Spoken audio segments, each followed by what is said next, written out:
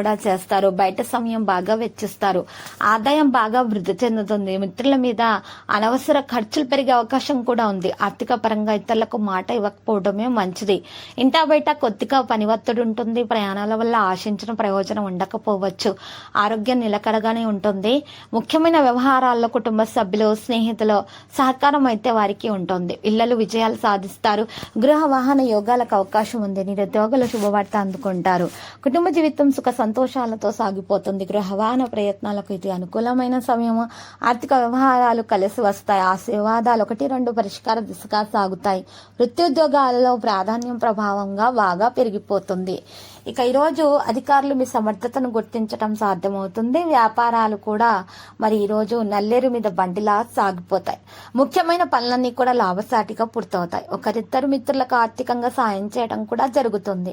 కొందరు ప్రముఖులతో స్నేహ సంబంధాలు అయితే ఏర్పడతాయి. ఆరోగ్యం నిలకడగానే ఉంటుంది. యోగా, వ్యాయామం, ప్రాణాయామం చేస్తూనే ఉండాలి. ప్రయాణాల్లో జాగ్రత్తగా ఉండటం అనేది మంచిది.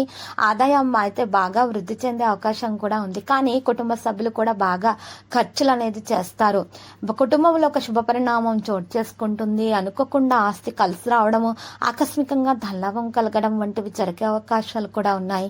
గృహ వాహన సౌకర్యాల మీద దృష్టి కూడా పెడతారు. కుటుంబం మీద ఎక్కువగా ఖర్చు పెట్టే అవకాశం కూడా ఉంది. ఆర్థిక వ్యవహారాల లావాదేవీలలో సమయం బాగా అనుకూలంగానే ఉంది. ఏ ప్రయత్నం తలపెట్టినా కూడా విజయం సాధిస్తారు.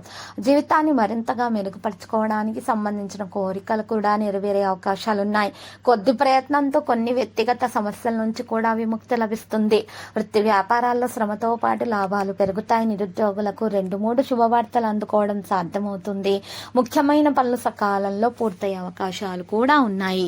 ఈ రోజు ఈ రాశి వారు మాత్రము పరిహారం చేయాల్సి ఉంటుంది. దీని కొరకు మరి ఈ రాశి వారు ఒక తమలపాకుని తీసుకొని ఆ తమలపాకును శుభ్రంగా కడిగి ఆరబెట్టిన తర్వాత చక్కగా రావి చెట్టు పుల్లతోటి గంధం లేదా సున్నముతోటి ఆ తమలపాకు కాండం దగ్గర ఓమని అక్షరం రాసి కింద శ్రీమని అక్షరం రాసి అమ్మవారి ఫోటో ముందు ఉంచి పూజించి దీపాలను వెలిగించి ఆ తర్వాత ఆ యొక్క తమలపాకును ప్రవహించి నీటిలో వేయటం ద్వారా మీ కోరికలు తప్పకుండా నెరవేరుతాయి. మీకున్న నెగిటివిటీ మొత్తం బయటకు వెళ్ళిపోతుంది.